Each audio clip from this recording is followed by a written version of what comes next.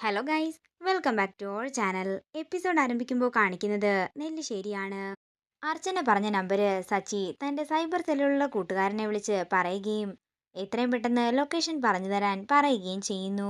എടോ, അവൻ വിളിക്കാമെന്ന് പറഞ്ഞിട്ടുണ്ടെന്ന് സച്ചി പറയുമ്പോൾ അർച്ചന പറയുകയാണ്, ഇപ്പോ സച്ചിയേട്ടന് മനസ്സിലായില്ലേ എന്റെ സംശയങ്ങളെല്ലാം സത്യമായിരുന്നെന്ന്.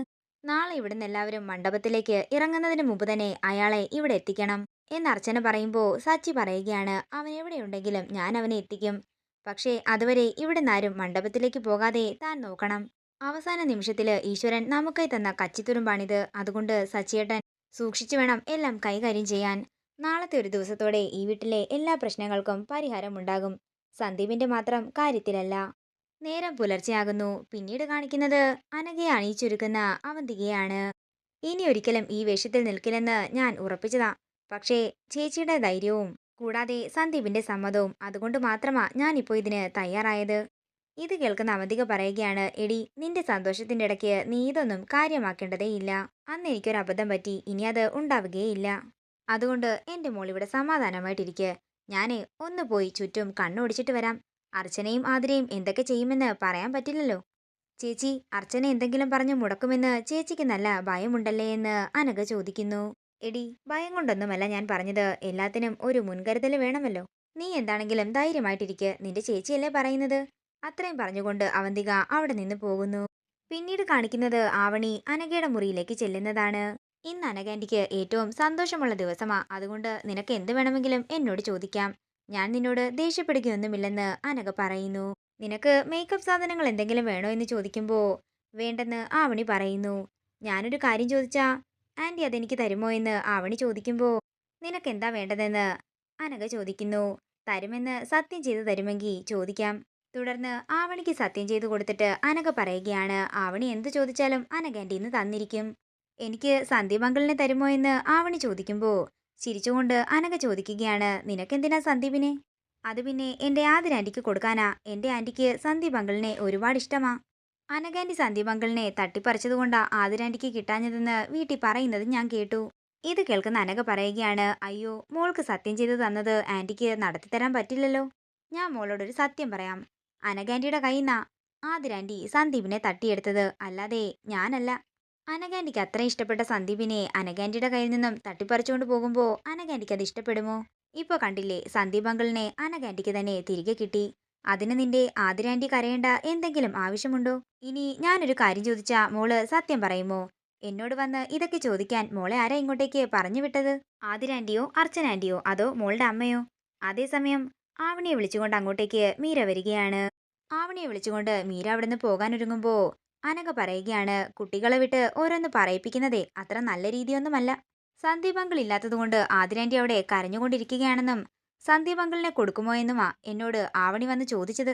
ഇത് കേൾക്കുന്ന മീര ഒന്നും പറയാതെ പോകുമ്പോ മീരയ്ക്ക് നേരെ കൈ കൊട്ടിക്കൊണ്ട് അനഘ പറയുകയാണ്, അതെ, മുതിർന്നവർക്ക് എന്തെങ്കിലും എന്നോട് പറയാനുണ്ടെങ്കിൽ നേരിട്ട് പറയണം, അല്ലാതെ പിള്ളേരെ കീ കൊടുത്ത് വിടുകയല്ല ചെയ്യേണ്ടത്. ഇത് കേൾക്കുന്ന മീര ആവണിയോട് അപ്പൂപ്പന്റെ അടുത്തേക്ക് പോയിക്കൊള്ളാനും ഞാനിപ്പോ വരാമെന്നും പറഞ്ഞ് ആവണിയെ പറഞ്ഞയക്കുന്നു. അതിനുശേഷം അനഘയുടെ അടുത്തേക്ക് വന്ന് മീര പറയുകയാണ്, എനിക്ക് നിന്നോടൊരു കാര്യം പറയണമെങ്കിലേ അത് നിന്റെ മുഖത്ത് നോക്കി പറയാൻ എനിക്കറിയാം. പിന്നെ എല്ലാവർക്കും വിഷമമുണ്ട്. പക്ഷേ അങ്ങനെ ഒരുത്തനെ ആയി പോയല്ലോ അവള് പ്രേമിച്ചത്. ഇനി പറഞ്ഞിട്ട് ഒരു കാര്യവുമില്ല. നിന്നെ കെട്ടാൻ വേണ്ടി മുട്ടി നിൽക്കുന്ന അവനെ ഞങ്ങൾക്ക് വേണ്ടെന്ന് മീര പറയുമ്പോ കിട്ടാത്ത മുന്തിരി പുളിക്കുമെന്ന് അനഘയും പറയുന്നു. ആ സന്ദീപിന് പറ്റുന്നതേ നീ തന്നെയാ. ഈനാമ്പേച്ചിക്ക് മരപ്പെട്ടി കൂട്ടെന്ന് പറഞ്ഞു കേട്ടില്ലേ? ഈ വേഷത്തിലും അലങ്കാരത്തിലുമൊക്കെ നിന്നെ കാണാൻ നല്ല ഭംഗിയുണ്ട്. പക്ഷേ ഈ നാവിന്റെ നീളം കൂടി അല്പം കുറച്ചാൽ അതും കൂടി നല്ലതാകും. ഇന്നു മുതലെങ്കിലും നീ നന്നാകാൻ നോക്ക്. ഇല്ലെങ്കിലേ നിന്റെ മുഖത്തെ പുട്ടിയെല്ലാം ഞാനടിച്ച് താഴെയിടും. അത്രയും പറഞ്ഞുകൊണ്ട് മീര അവിടെ നിന്ന് പോകുന്നു. പിന്നീട് കാണിക്കുന്നത് അർച്ചനയുടെ മുറിയിൽ നിന്നും ഇറങ്ങുന്ന ആതിര സന്ദീപിനെ കല്യാണ വേഷത്തിൽ കണ്ട് ആകെ തകർന്നു നിൽക്കുന്നതാണ്.